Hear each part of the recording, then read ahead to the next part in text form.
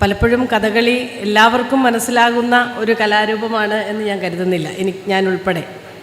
പക്ഷേ കഥകളിയെ ജനകീയമാക്കുന്നതിൽ കലാമണ്ഡലം പ്രശാന്ത് സാറും അതോടൊപ്പം തന്നെ ഞങ്ങളുടെ പള്ളിപ്പുറം സുനിലും ഉൾപ്പെടെയുള്ളവർ വളരെ വലിയ പങ്ക് വഹിച്ചിട്ടുണ്ട് എന്നുള്ളതിൽ യാതൊരു സംശയവുമില്ല.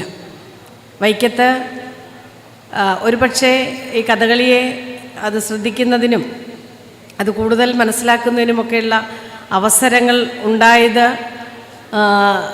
ശ്രീ സുനിൽ ഇവിടെ താമസമാക്കി കഥകളിയെ ഒരു ജനകീയ കലയായി മാറ്റുന്നതിനുള്ള പ്രവർത്തനങ്ങളിൽ ഏർപ്പെട്ടതിന് ശേഷമാണ് എന്നാണ് ഞാൻ കരുതുന്നത്. നമുക്കറിയാം, വൈക്കം എന്നുള്ളത് ഒട്ടേറെ കലാകാരന്മാർക്ക് ജന്മം കൊടുത്ത ഒരു മണ്ണാണ്. ആ മണ്ണിലേക്ക് വന്ന ആളാണ് ശ്രീ സുനിൽ.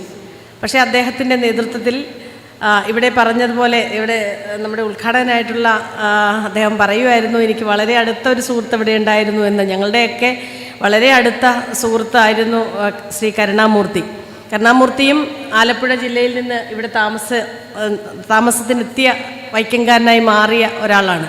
അപ്പോൾ വൈക്കത്ത് ജനിച്ച് വളർന്ന ഒട്ടേറെ കലാകാരന്മാരോടൊപ്പം വൈക്കത്തേക്ക് എത്തിയ കലാകാരന്മാരെയും ഹൃദ്യമായി സ്വീകരിക്കുകയും വൈക്കംകാരാക്കി മാറ്റുകയും ചെയ്ത ഞങ്ങൾക്ക് വേണ്ടി ഈ കലയെ പരിചയപ്പെടുത്തുന്നതിനും ആ പാരമ്പര്യത്തിലൂടെ അല്ലെങ്കിൽ ആ സംസ്കാരത്തിലൂടെ ഈ ജനതയെ നയിക്കുന്നതിനുമെല്ലാം ഇവർക്കായിട്ടുണ്ട് എന്നുള്ളത് ഈ അവസരത്തിൽ നന്ദിപൂർവ്വം ഓർക്കുവാൻ ഞാൻ ആഗ്രഹിക്കുന്നു.